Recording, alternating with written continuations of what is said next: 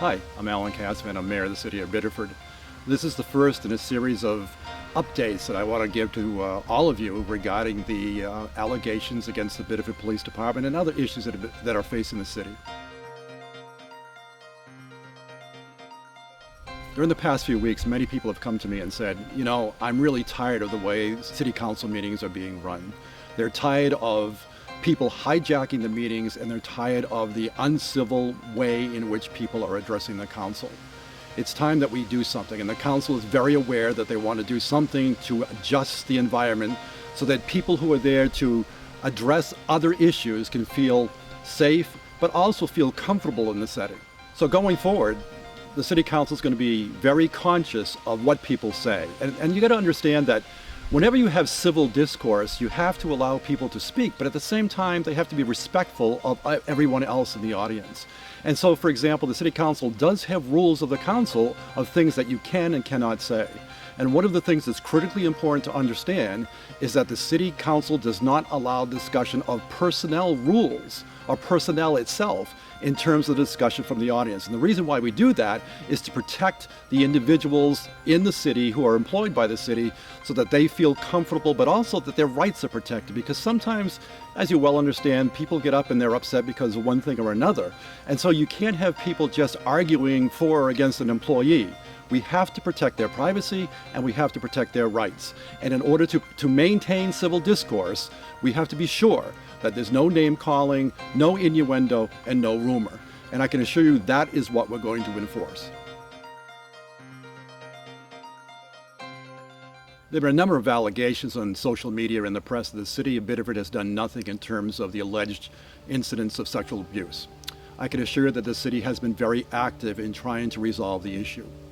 One of the things that we did very early on, for example, was institute an ordinance that restricted where sexual offenders could live. And I think that was important because it makes people feel much more comfortable to be in their own homes.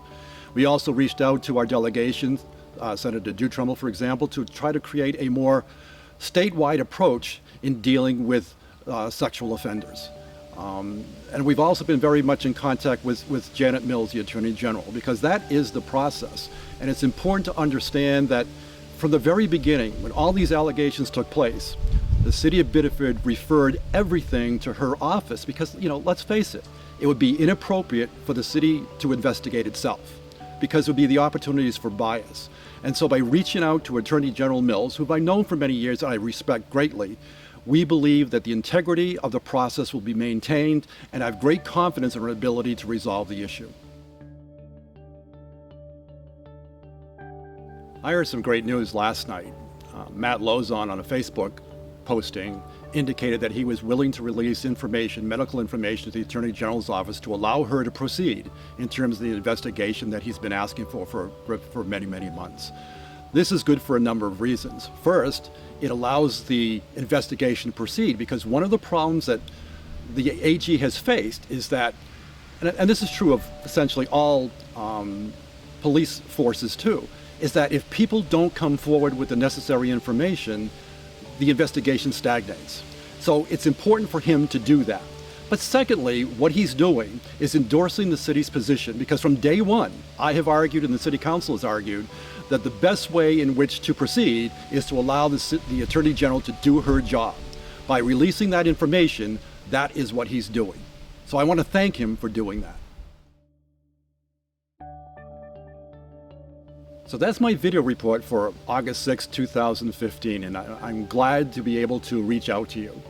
I want to assure you that of utmost importance to the City Council and to myself is that all victims of sexual abuse find healing and that they find justice. And I can assure all of you that that is exactly what we're trying to do by following legal protocols and doing what we have to do in order to secure that justice.